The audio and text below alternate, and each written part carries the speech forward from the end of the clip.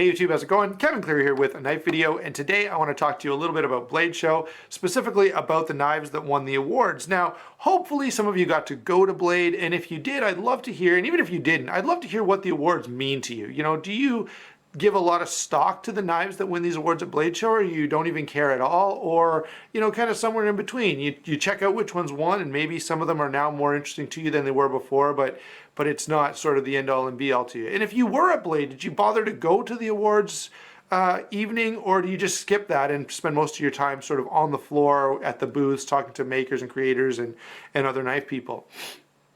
I'd love to hear all of that from you. For myself, I'm interested to see who won, but I'll be honest, none of the knives that are on this list are knives that I'm, you know, just planning to run out and buy right away. Because of the hype around them, they are knives that I probably will at least try to check out. But there are other knives, let's put it this way, there are other knives that are on my list much higher in priority than some of the knives that are going to win here. So let's go ahead and get into the knives themselves. Overall knife of the year this year was the Lion Steel SR11. Pretty cool knife. This guy is an integral design. Certainly it's a, you know, sort of a next generation of the SR1, which is why it's SR11. Good size, you know, 8.3 inches overall, 3.7 inch blade. Now 6.6 ounces is a little heavy, but certainly doable. Anyway, it does look like a cool knife, and if I'm able to, I would really like to check this one out for review. So, you know, probably in the next few months, if things work out, I'll have one of these to be able to share with you and give you my thoughts on it. But definitely a cool knife, and I can see why it won. American-made knife of the year. Possibly for some of you that's a little more compelling. The Spartan Kranos. This is an interesting knife. A lot of the knives from Spartan Blades are a little more, you know, they do make, what would you say?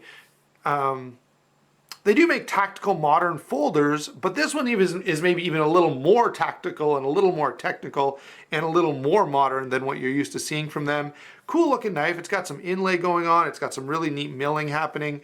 Looks like a really good knife. Interesting to see that it won. You know, you always think that maybe companies that are a little more well known, you know, maybe a Chris Reeve or I don't know, a Millet Knives or something like that. But Spartan Kranos, really cool looking knife, certainly very different, which I think is one of the keys. You know, the knife has to stand out a bit to win these awards.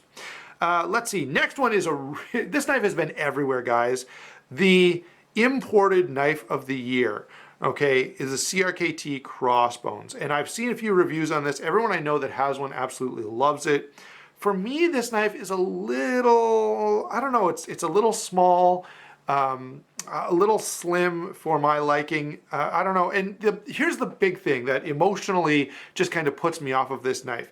Jeff Park, the designer, has said himself that the knife was designed based on a dog bone. Well, something about that just doesn't feel right to me, guys. I don't know.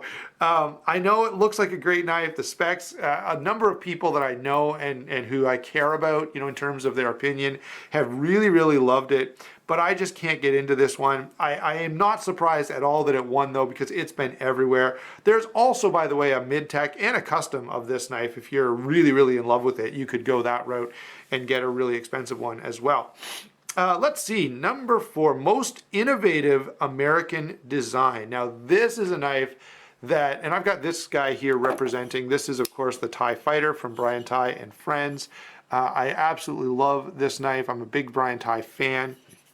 And this may be the closest I'll ever get to a full Brian Tye custom. I really, really like it though.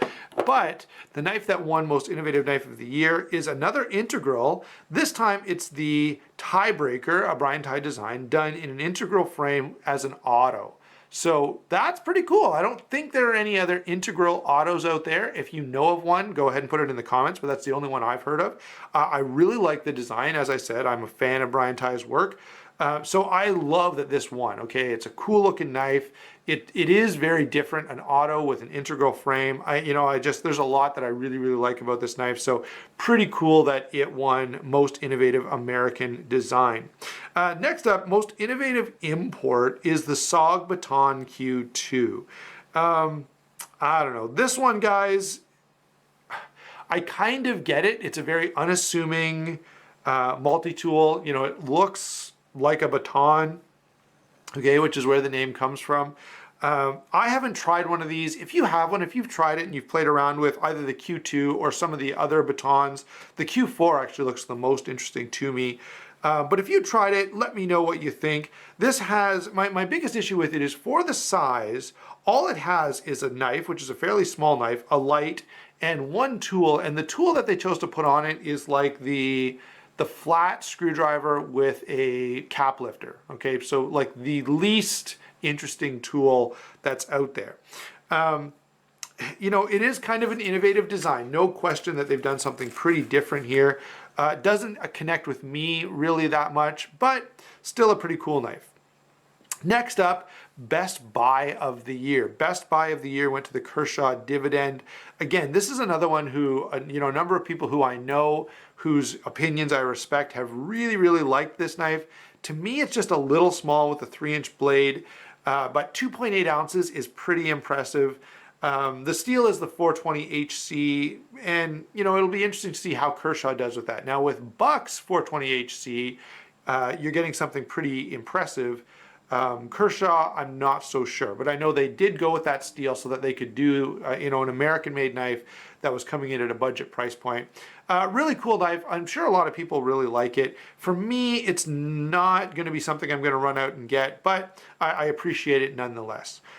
Next is the Investor or Collector Knife of the Year. Now, none of those really represent me too much.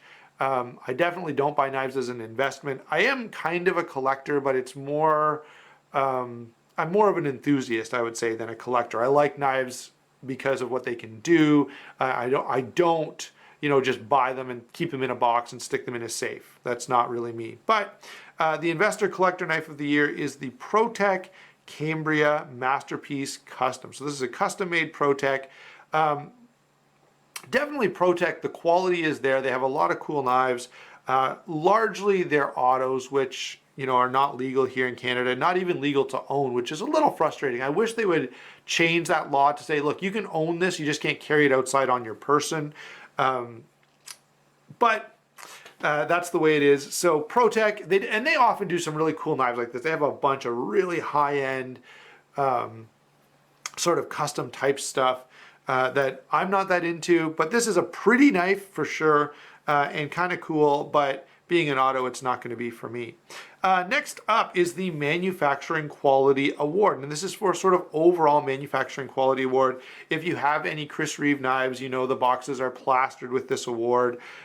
They've won it by far the most. However, Lion Steel must be catching up because they've won this a number of times as well. And so, yeah, Lion Steel Knives has won this award. They do, again, really good work, really impressive. And I think the thing that sort of set them apart was, of course, the SR1 being an integral and being fairly well done. Again, so pretty impressive. Well done, Lion Steel. 2 awards here and fairly noteworthy awards. Accessory of the Year. Accessory of the Year. This is one I think last year in this video I ignored this category, but I'm going to share it this time. It's the Wicked Edge. And if you haven't tried any of the high quality sharpeners, there are a few of them, guys. There's the KME, which is probably the more budget friendly one. There's the Edge Pro Apex. There's the Wicked Edge. Now there's one, I can't think of the name of the one from Russia. Please someone put it down in the comments.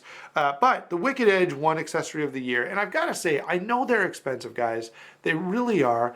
But if you're into high-end knives, okay, sure, if you just got a Spyderco Tenacious that you carry around and you sharpen it up on a sharp maker every so often, that's great, and that'll totally work for you.